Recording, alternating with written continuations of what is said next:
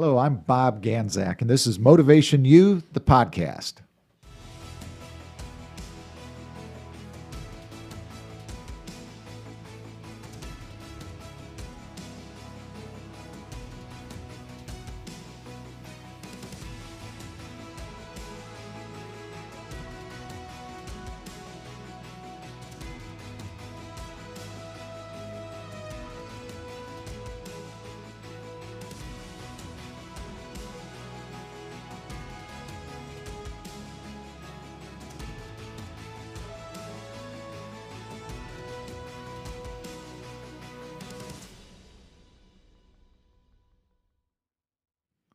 Hello, I'm Bob Ganzak, and again, coming to you live from Spurrier's Gridiron Grill inside the Coach's Podcast Room, Motivation U, the podcast. So glad that you're here today.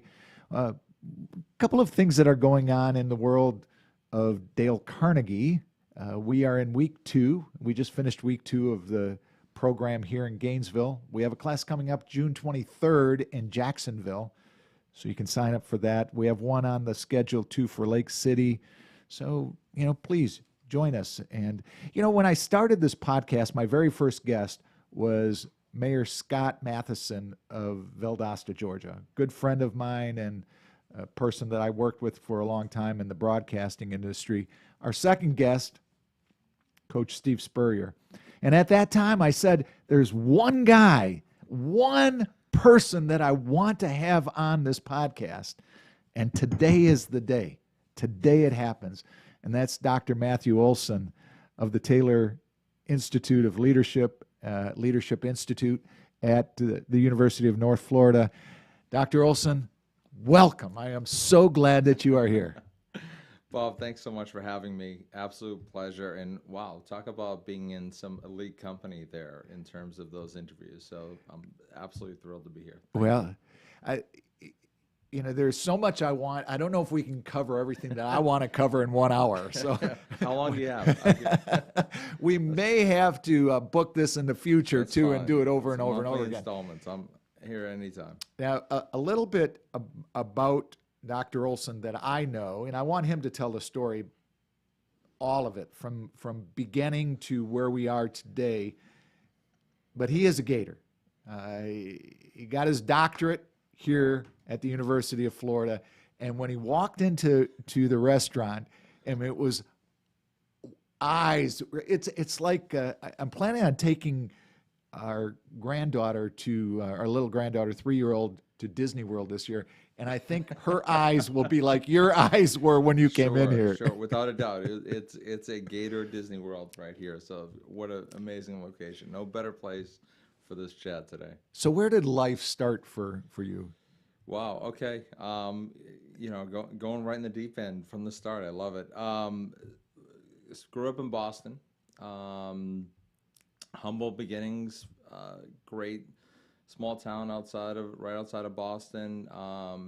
My parents lived in communities, a strong ethnic, Irish Italian neighborhood, East Boston, Winthrop. Small community where everyone knew everyone, aunts, uncles, everyone was somehow either related or quasi-related. So it was a really strong community, and it really helped me to develop that grit, develop that work ethic, whether it be playing sports, jobs that I had, people around me helped me to become the best version of myself from an early age. And I think that those roots in Boston really were strong in terms of developing that toughness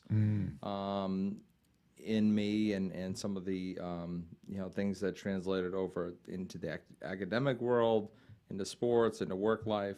So it's really great. It's nice to visit, but now that I'm down in Florida, I'm very happy that we made that move back in 2005. So awesome. It's nice to visit, but definitely, yeah. So Brandeis University is where you first went to college, and you and I were talking. You went there to play basketball. I did. I did. What was the high school basketball career like, and what were some of the coaches that impacted your life? Sure, great question. I went to St. Dominic Savio High School. It was a small Catholic high school. Catholic schools are really big in athletics up north, and I had the privilege of being coached by a former Marine drill sergeant. Being a hot-headed young man, he was the perfect coach for me because he harnessed that passion and that drive that I had towards something positive for the team. And he really brought it out the power of discipline, the power of habits, the power of daily routines, which I sometimes didn't practice on my own. And he really hit those habits really hard in my daily routines, and really helped me build my brand, something I didn't even know that's what he was doing. When my family was away and I thought it would be really cool. I still remember this vividly, to have a big party and have the whole town over. It would be a great time after one of our basketball wins. And he showed up on the door, at my front door, and he said, "Everyone goes home. You have practice in the morning." And I never forgot that because he cared enough to help me become the best version of myself. He took the time to get over there and say, "This is not a best practice for the young man I know that you are." Wow, and that that's really interesting. really hit home for me, and little things like that I now hopefully emulate and practice with the student athletes that I work with even today. So I think he was that one coach that showed me that I needed to do better and be better so I can reach my full potential. You know, if we remember when we were kids and we were learning, like little kids in school, and you learned about a line, you drew a dot and the line started there, you know, and that line could have gone before, Very easily. right? With him, you said he was a Marine and he meant so much to you. I wonder, did you ever find out how he got to be a Marine? What was his life like to get to that point? Did somebody have that impact on his life and how you pay it forward? I never found out his story, but one of the things I did take great pride in is, oftentimes leadership is a thankless job. And one of the things that I really wanted to make sure that I went back and thanked him. And there were times when I knew I drove him crazy. I was that one player that, we had to run extra laps, and I got, I led my team in technical fouls. Like I was that kid, and he didn't give up on me. And a lot of times, a coach, a teacher, you name it, it's a thankless job. So I wanted to make sure, going back, when I got my PhD from UF, which was one of the proudest moments of my life, with my son in my arms, my wife in the stands, my family there. He was one of those first phone calls and emails that I said I did it. And he probably thought it was a spam email or something fake, that Ohlson's, you're a doctor, you're a professor, what? I mean, so I really wanted to go back to show him what I could do, and also thank him and let him know what an impact he had. And it really motivates me when the students walk through my door, walk into my classroom, or even interactions with people I meet at Publix. It's my job to create that same type of support structure and experience for every student, every person, whether it be Evan, Bob Ganzak, whoever it may be, have that same experience. That is awesome. I stay in touch with my ninth grade football coach, and he turned 74 last week, and I sent him a happy birthday, and he said, "It's only a number." It's only a number, but he doesn't know the impact he made on my life in seventh grade. Wow. Before I ever even, he was just a first year school teacher, phys ed teacher, and we've stayed connected through all the years, and I hope he knows how much I'm thankful for what he did for my life, and it's just incredible. How did you get to the University of Florida? Why did you choose there, and what took this young man from the Boston area down to Gainesville, Florida? The power of a brilliant, beautiful woman. My wife and I were both teachers in the Boston public schools. Had a very comfortable. We both had tenure within the school system. Had a great life. Had just had a son,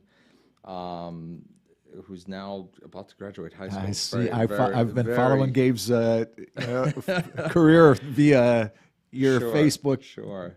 It's and things were going smoothly, and my wife always had one of her dreams was to be a college professor, and her challenge, she challenged me to say, you can do more. You can. You're a phenomenal teacher. You're doing some great things, but think of the impact that you could have if you go to that next level. And it was something I never thought of, but it was something that I'm so incredibly thankful that she challenged me to go out of my comfort zone and leave. I mean, both of us grew up in Boston. Both of us went to school. She went to Holy Cross. I went to Brandeis. I mean, we were the Red Sox, Celtics, Tom Brady, like you name it. We were those people that Saturday Night Live makes fun of, and she challenged me to go and go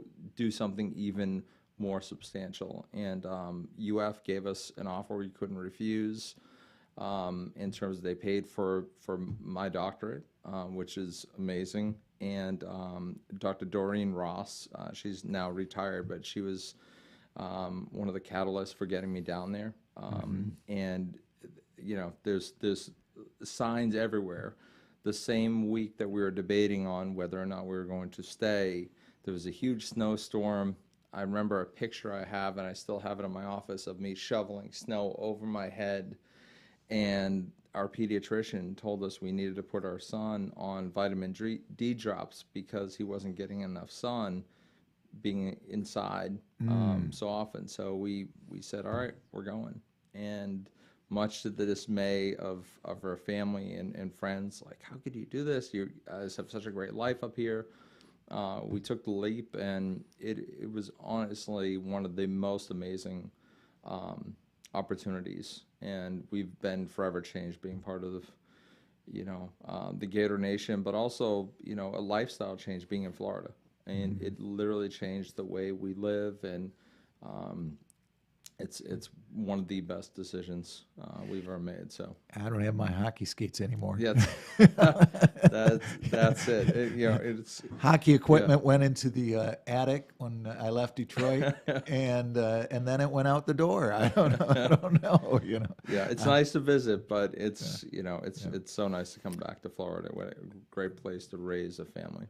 My daughter's still in the Detroit area. She lives in Royal Oak, Michigan, and we're going up to see her in June. Nice. Brilliant move. In June, yes. Brilliant. So now you changed your world. You changed your family's world. Did your wife continue her journey in education also? Or? She did. So not a best practice, but just to show you, going back to that Boston toughness, both my wife and I pursued our PhDs through UF. We both, are part of the Gator Nation while raising. We had two more kids during that time, so we were raising 3 children under the age of 8 while getting our PhDs and Wow. teaching classes, and so it was a true lesson in time management and focusing on that what's our goal and what are we hoping to achieve here. And one of the great things is Gainesville was one of the most amazing places to raise a family. Yeah. And having whether it be sporting events, the museums, the Payne's Prairie and Devil's Mill Hopper, like there's and when having young kids at that age, everything was cool. Yeah. And everything was amazing. The Oaks Mall and the little tiny playground. My kids still remember those things, and a Gator sporting event every night, and so it was a great, amazing place to raise now kids. They've added Celebration Point. Yes, so. Yeah. I mean, talk about an upgrade. And this is this is something really special over here. So I Definitely. was texting my entire family on the way. Once we saw this, I was like, we need to come back, and we need to get back here, or one of you needs to go to UF, so I have an excuse to to be over here more often. So. I don't think I'm going to have a great. My youngest stepdaughter just graduated from UF, and with the Georgia Bulldogs in my family's blood there, I don't think I'm going to see any of the grandkids go to UF. But who knows? Maybe there might one down the road that might shift those thinkings. But Hey, all it takes is one. So.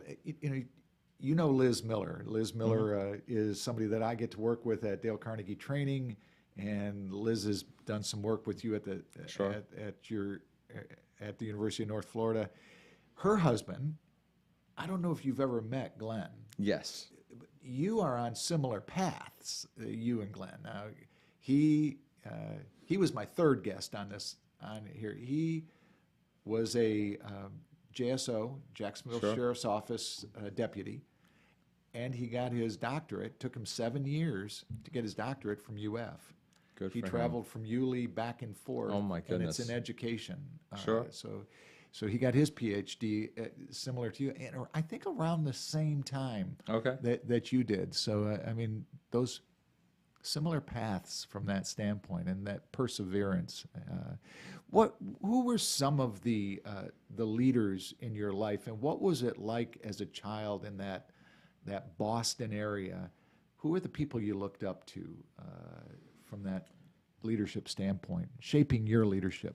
There were quite a few folks. First and foremost, family. My mother was an educator. My dad was an educator. So seeing them and the impact they had on the people that they worked with and impacted was really powerful.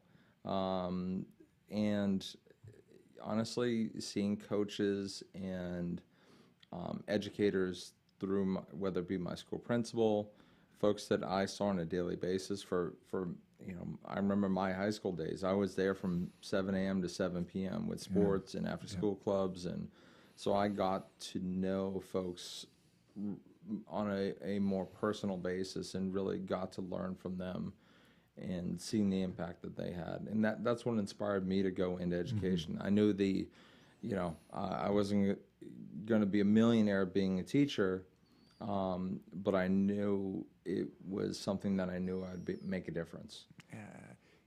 Maybe not a millionaire in dollar-wise, but a millionaire in life-wise. Sure. People, million is a number, and it's only wealth when you put dollars to it. Sure. From that standpoint, but you can be a millionaire in improving people's lives too. Without a doubt. And I've seen you do that. You've seen it in action. I it's have. fun. So who was your favorite when you were in high school? You said you were a scrappy player and you were led the team in technicals and other. Who was your basketball idol? Who did you look up to? Gosh, that's a great question. It was probably a combination. And growing up in Boston, you sort of had to root for Larry Bird, and seeing this, kid from French Lick, Indiana. Yeah. You had to know the whole story coming Right. from Boston. Like that's and Indiana State University. Yes. And the idea that he's bagging groceries and after leaving the University of Indiana before he went over to Indiana State, and you knew that whole story of how he overcame and scrappy and couldn't jump, didn't have some of the physical gifts. And then I was also I love Michael Jordan's tenacity and his willingness to do whatever it takes for the end in mind, the goal, and his just ability to find a way. And I love that in both of them. and it was tough being, in Boston. You had to root for, and I liked that just their willingness to do whatever it took. Yes. However you get there, and also they made they challenged their teammates and to be the best Definitely. versions of Yes. themselves. Yeah, So yeah. That's one thing I always think of Larry Bird from that era. I mean, he played with a nastiness. I mean, an attitude. Sure, I mean, sure. I love watching the YouTube video of the game where it was the last. I might not have all the details exactly, but it was the last game of a road trip, and he said, "I think tomorrow night I'll just play left-handed." Yeah. And he played the whole game left-handed and yeah. scored like 40 some points. Yeah. And that takes an attitude. And also, you look at Dennis Johnson, DJ. Sure. He took on that attitude, and a lot of the other people on the Kevin McHale. I mean, they all, and it all was fed from that one thought process. And Yeah, and you're spot on, and also that confidence that both Jordan and Bird had, and that unwavering belief in themselves, regardless of their history. Jordan, we all know the story of Jordan being cut as a sophomore, but that mindset of my situation, my context, my, even the how a coach at this moment values me or evaluates me doesn't determine my future. And I love that mindset. And I'm still working with some of the most talented athletes in the world. And I saw it when I was at UF, working with athletes and teaching athletes who were performing in front of 93,000, that confidence. And sometimes how just that one switch and that unwavering belief in yourself, once you finally have it, what potential and what outcomes you can finally see. And that's what I used to love about them too. That swagger, and it's not and I tell my students this: it's not bragging if it's true. Having that mindset of I can do this. Watch me. And for whether it be an athlete, a lawyer, accountant, a dentist, once you have that belief in yourself, I mean, that potential is just limitless. well, it's fun to talk about lawyers, accountants, and dentists, but it's more fun to talk about athletes. And you spend all your time with them. How did you get involved, first of all, in that program? Because you really started a program here at UF when you were here. Sure. And talk to us a little bit about how you started that and what the program was. Is it still going? Sure. Well, it's funny. As I was going through my PhD program at UF,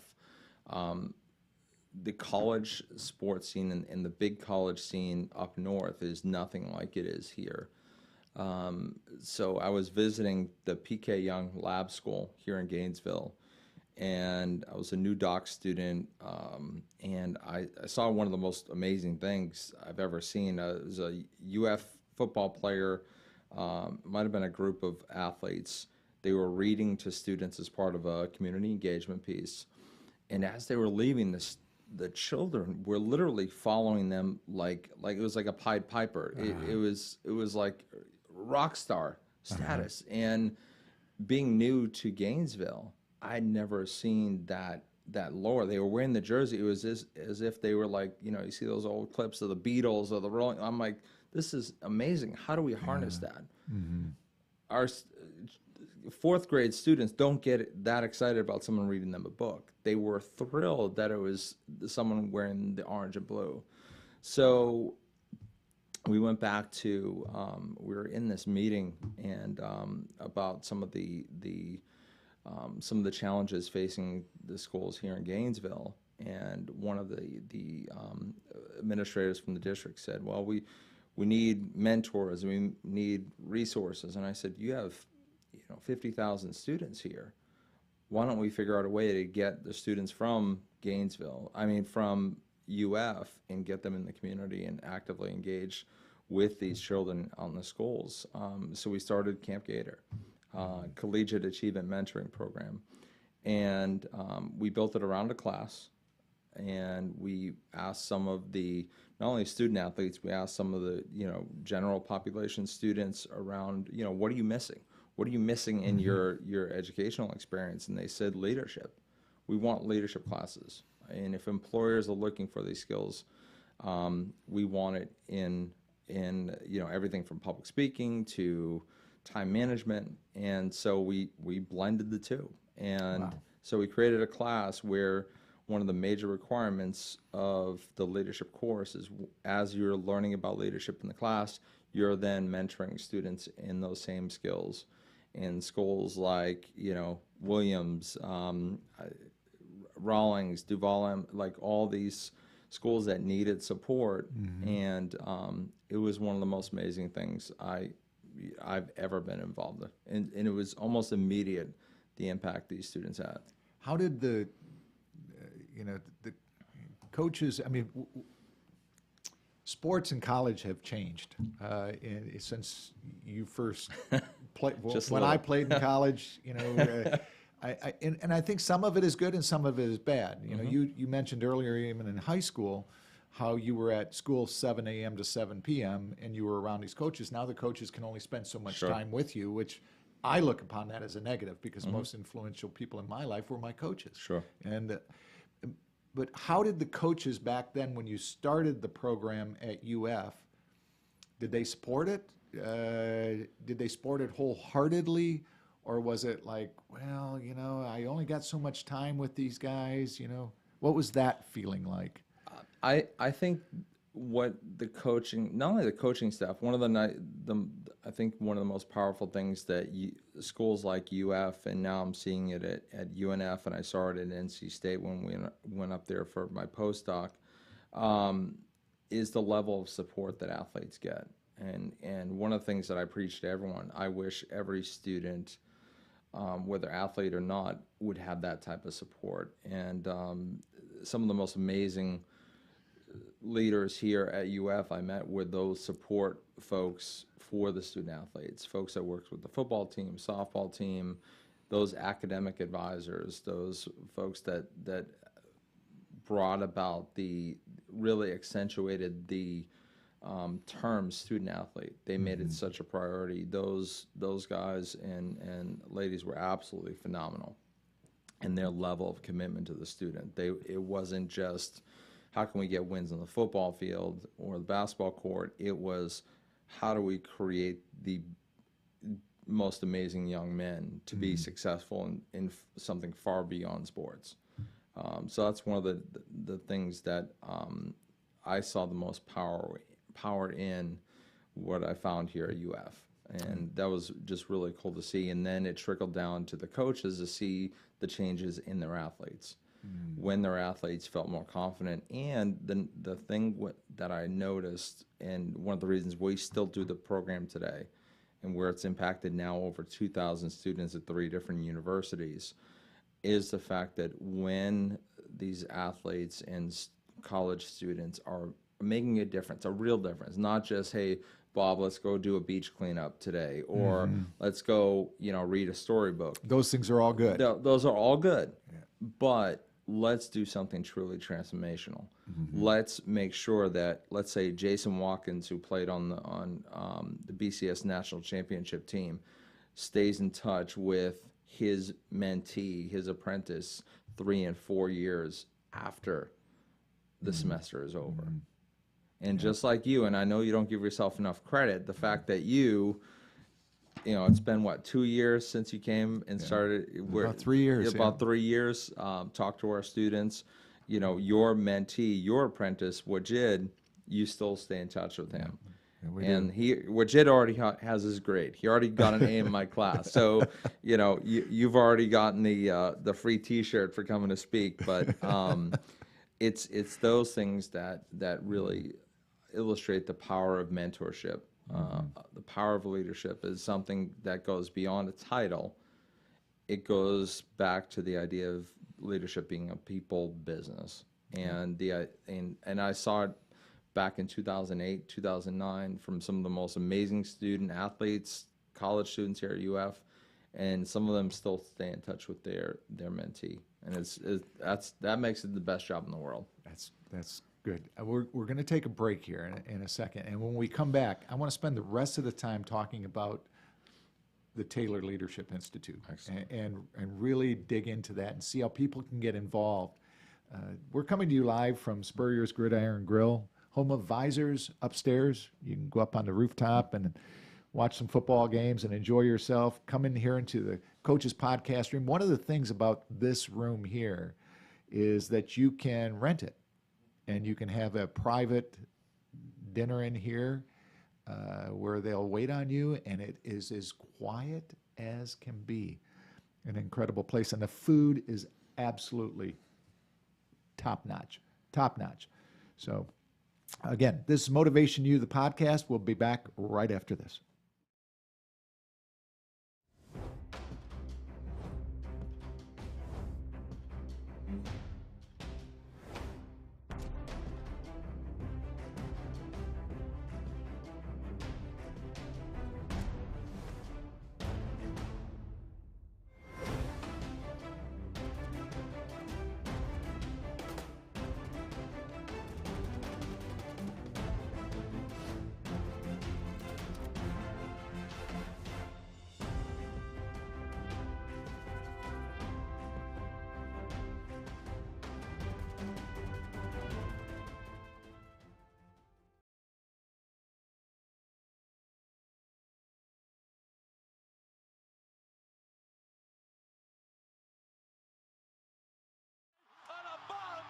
We still hear it. The sound of victory. The joy of being part of something great. And while things may not be the same right now, we haven't gone anywhere. If you bleed orange and blue, then Meldon Law is the firm for you. Looking for more reasons to celebrate? We have them here at Celebration Point. Enjoy some of the newest additions to our already celebratory lineup, like Dave & Buster's, Les Macarons, and Prime and Pearl. There's always a reason to celebrate. Join us anytime for any occasion. Celebration Point, where Gators come to celebrate. Hi, Steve Spurrier here. You know, making a reservation at my restaurant is easier than a Saturday afternoon homecoming game against Vandy. You don't have to call or email. Just go to spurriers.com, hit the reservation button, pick a date, a number of guests, and a time. It's so simple, I can do it. In fact, I just did. Maybe I'll see you tonight.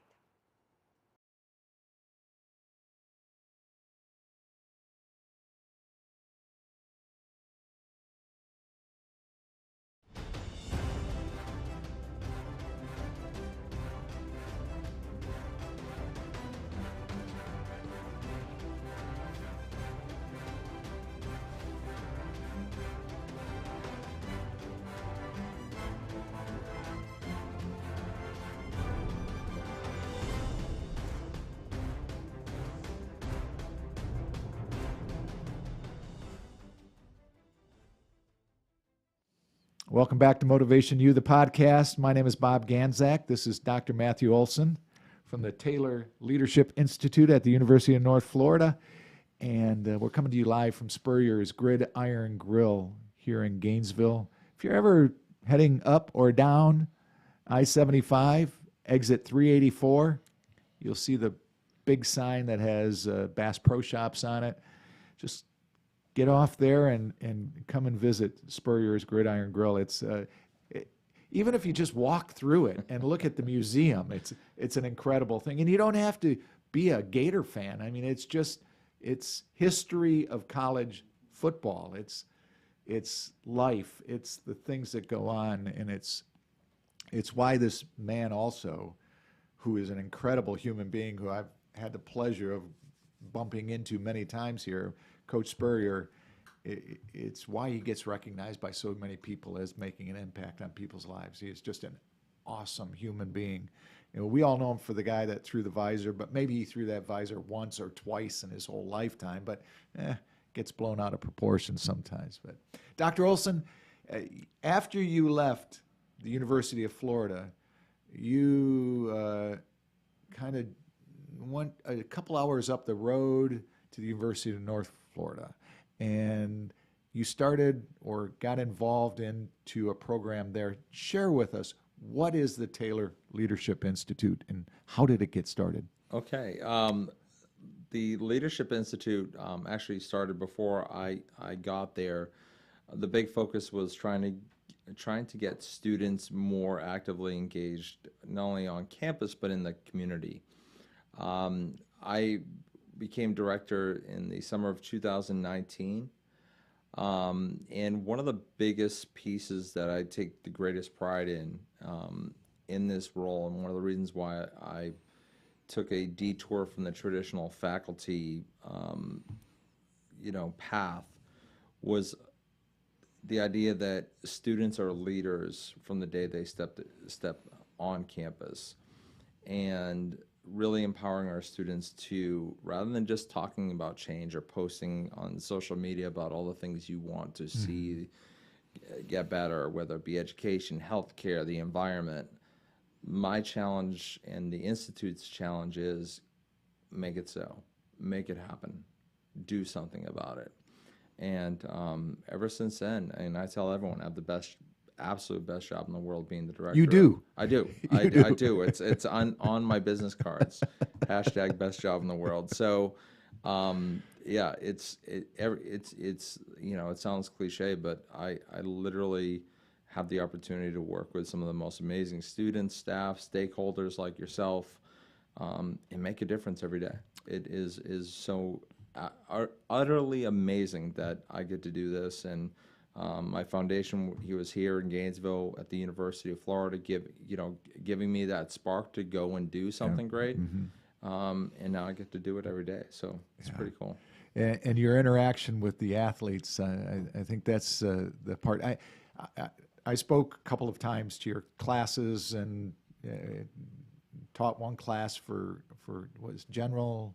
Who was the general? General Tryon, yes. Tryon. I filled in for him one time, but the thing that I loved the most was the night that you had us out to talk to the athletes, and I can still remember it was girls basketball team, girls golf team,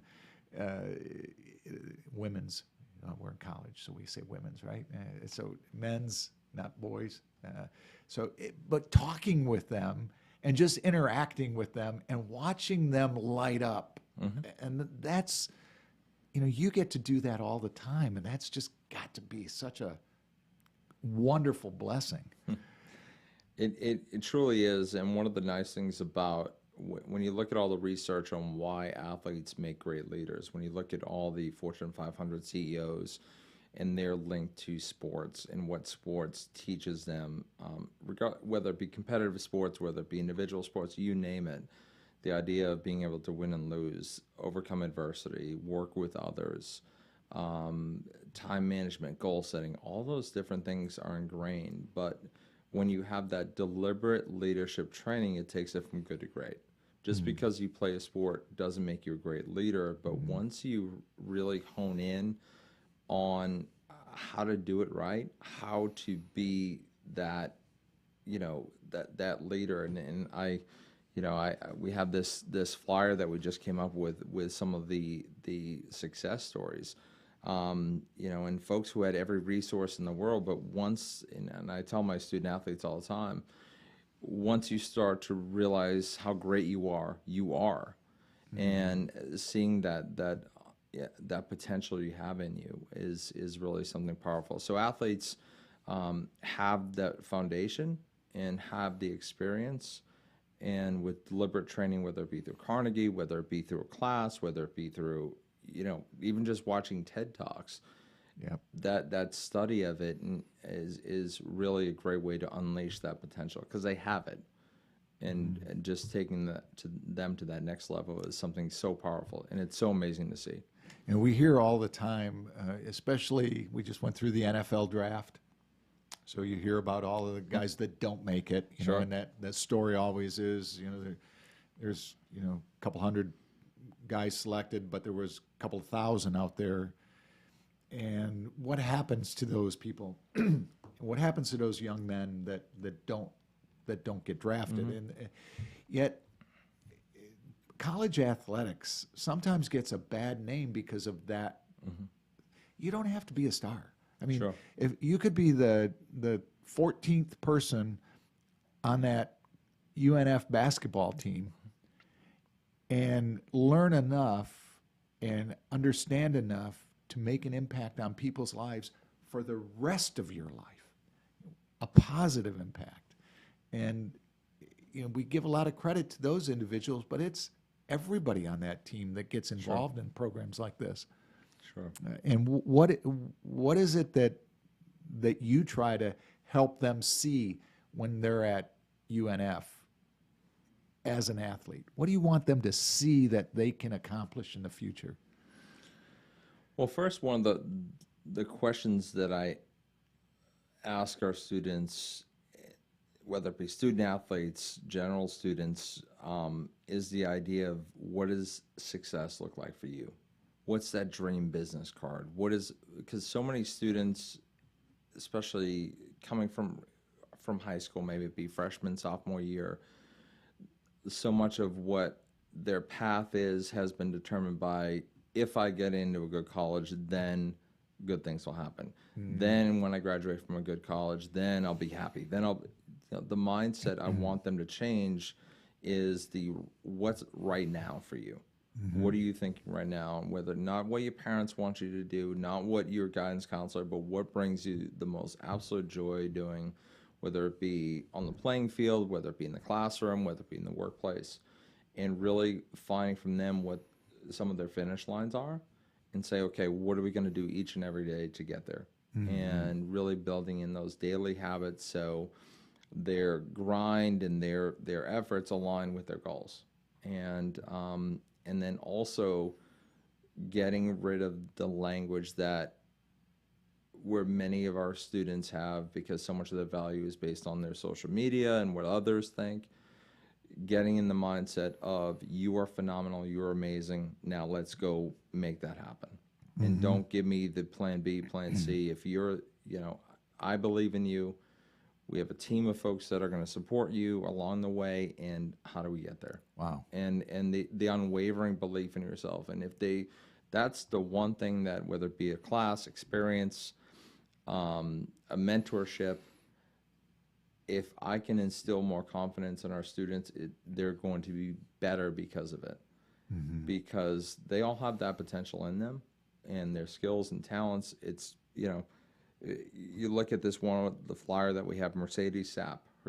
She's the daughter of Warren Sapp, Super Bowl Hall of Famer. I was just listening to an interview with him on NFL Network last night. He was out fishing someplace. Oh, yeah. Yeah. Amazing guy, huge success. And your Mercedes, every resource in the world. And she, after she was, I believe it was Missouri, and then transferred over to UNF, and it impacted her confidence. And the time I worked with her and her team, especially seeing something in her, and I told her, I said, I see something in you. I see something absolutely phenomenal, amazing. And I said, you don't see it yet. That spark. And that spark. And we nominated her for the NCAA Leadership Academy. It's very exclusive. And she asked me, why are you nominating me? I'm like, I see something in you. And from that point on, something happened in her career. She was just lights out, one of the most amazing goalies, because she finally saw it in herself. And I see it's amazing. Whether it be, I work, with high school kickers. High school kicker who, on my son's team, his family said, can you help him? And it was one of the coolest stories. Young man who missed, I think, 5 or 6 kicks in a row leading up to the state playoffs, and confidence was shot. And 5 or 6 straight kicks for a field goal kicker is pretty. It's the end of your life. Yeah, that's it. It's like, maybe I need a new position, new career. And I still remember this vividly, and we worked in it, hardest working kid. I just signed on with Lehigh. He's going to kick up at Lehigh. Amazing kid, amazing family. Kanan Kimball, remember that name. He's going to do great things. And I was meeting with him, and he finally started. I said, go back and find that joy. Go back and find when, I said, because it's not fun right now. You've missed. Yeah. Well, yeah, I said, I saw your body language on the sideline. You were on the sideline, just, head down, slumped over, kicking, stomping your feet. And I said, it doesn't look like fun. And he said, no, it's not. Yeah. And I said, let's go back to where you found that absolute joy. And he brought up this idea that he brought up when he was a kid. In his family's yard, there were 2 trees, and somehow a vine had grown, across those 2 trees to ultimately form a natural, field goal spot for him. And he goes, "Isn't that crazy?" I said, "That's not crazy. That's a blessing." And he would kick and back up a little bit each time, and back up until he could hit it from a certain point. That was like his happy spot. That was his happy spot. And then his smile came back and his joy came back. And it was Nice High School where Tebow went, and where my son went. They were playing the state playoffs. They were huge underdogs, and it was halftime. And someone said, "Aren't you excited? This is great for them just to be there." And I remember vividly, I told one of our guests who was there with us, and I said, "Canaan's going to kick the game-winning field goal." And they all laughed. I said, "Canaan's going to kick the game-winning field goal." Wow. And I was with my younger sons watching that moment when he kicked the game-winning field goal. It was something that was so surreal, and I went up to him. I said, "I told you you had it in you." Mm-hmm. And it was just really cool to see, and whether it be, top level athletes at the college level, high school, even youth sports. Mm-hmm. When that switch happens, it's one of the most amazing things to see. It's so much fun. I watch it in the Dale Carnegie class all the time. I mean, it's you just kind of describe session 1. Sure. Because we talk about that we only use about 10% of our given talents in any area. And so instead of sports, you look at it in communication or people skills or whatever, you have it in you. Just because you've been this all your life, whatever this is, it doesn't, if somebody can tap into that and bring it to the surface, that's what's really special. You were talking a little earlier about a young lady that Mercedes, when just having that conversation. I remember when I first got into management in the broadcast industry, many years ago. I would sit in on interviews with my boss as we were interviewing salespeople or whoever were coming into the company. And he would always ask them the same question, where do you see yourself in 5 years? And from that standpoint, I started saying to myself, heck, I'm in my 30s now, and I have no idea where I'm going to be in 5 years. How do these kids coming out of, Michigan State University that we were interviewing, so I developed and shifted that. So the first thing I look at is their skill. What is your skill level? Do they have the skill to do what we're looking for? And then I always look what is next, excuse me, is what is your relationship with yourself? Do you like who you are? I want to find that out. And then how do you get along with other people? That's the third quadrant. And then the fourth is, so what is your vision, passion, and purpose? Then I look at that. But I also know how to coach those people too, because if they need to improve maybe they're great, confident people and get along with people and have a good vision, but they need to improve their skill, then I can send them to training in that area. If they need to build their confidence, but they're very talented and they get along with people, I can build them in that area. So I always look at it from that standpoint, from developing that. And I see that as what you do. Just that conversation. You saw in her something different. How do you transform that to the coaches? Because coaches don't always have the same ideas as Dr. Ohlson. How do you get their buy-in on some of the thought process? Well, that's a pretty powerful notion to think beyond the athlete. And one of the, I think, when it comes down to the coaches, it's allowing them to see the opportunity they have as coaches, moving beyond just the wins and losses and looking at the impact. And I think when a coach moves away from the idea of wins and losses to who's going to be there, and this is one of the questions I ask them when I start working with a team of coaches, who's going to be there at your retirement party? Your trophies or your players? And when when it changes, That's well, and I like it's that. it's powerful That's- because when it changes from, well, I have to win now, especially in college sports, where in pro sports and you name it, they get their high school paycheck sports, because of their their wins and losses. Sure, and their trophies and all those things. But what I found with the teams that I've worked with, and you look at a place like UNF, one of the smallest budgets in the entire ASUN, but one of the most successful programs in the ASUN conference. We're competing against Liberty, Gulf Coast, some perennial powerhouses. Liberty's endowment is Yeah. I think bigger than our entire budget for the last 10 years. They sponsor a NASCAR. Yeah, I mean it's absurd. Great school, phenomenal program. But when I work with coaches, having them move away from a win now mentality to who's better because of your words and actions, who's going to be there at your retirement party, and not just coddling people in unicorns and rainbows and just but who is better because of what you're doing. And I think when coaches change that mindset and focus on the people, and like I said, the people, not the trophies, those trophies come.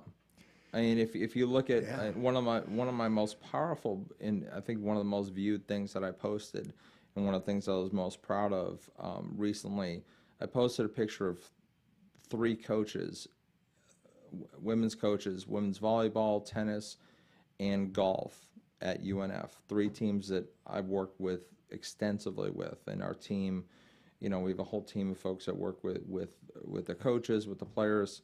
All 3 won ASUN Coach of the Year, and all 3 had that imposter syndrome the first time I met them. They had, well, we're only a mid-major, we're only a non-revenue sport. And I said, I don't care. What I care about are the 8 players, the 16 players, and their families that you can positively impact. And when that changed from I coach tennis to I coach People. Yeah, people. Okay, I'm not coaching golf. I'm coaching Mindy. I'm coaching Sarah, and I'm helping them to be confident and capable leaders. And when that formula changed, guess what? Wins happened. Guess what? They became better coaches, and their players became better because it's that whole culture. It's a culture of care, excellence, all that, and it's so fun to see. And when you get best in program history for every team we work with, not just a winning record or an ASUN championship, best in program history. Wow. For everyone, and it's like, hey, something's happening here. Yeah, and it's Well, all leadership. That's also like, the person on the high wire, first time they go up there without a net, though. It's a little scary when you have to shift that coach's mindset. Everything that they've done in their life has been wins and losses that got them to a college position. And then all of a sudden, you get to shift their mindset. But what a great opportunity to shift that mindset. Now, the only coach that I really got to know was Coach Driscoll. He's hard to forget. Yes. What a dynamic man, head coach of the basketball team, and just wonderful person involved. and I could listen to him talk all day. Sure.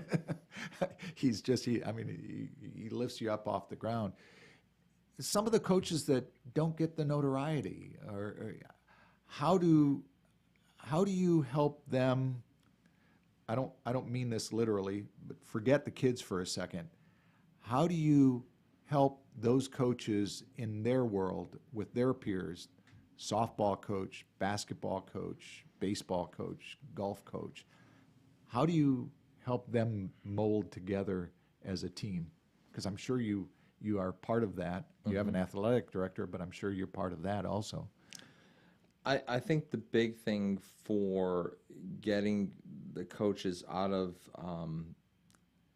their comfort zone and really coming together really comes down to sharing the data, sharing the outcomes, because it's hard. I mean, they have the athletic directors and folks, and whether it be programs I work with at the university, in the community, coaches' days are absolutely packed. And their time is extremely valuable. So when someone says, hey, you need to have this guy come talk to you about fist bumps, more fist bumps, and more, making structures with marshmallows and spaghetti, they're like, well, I don't need that right now.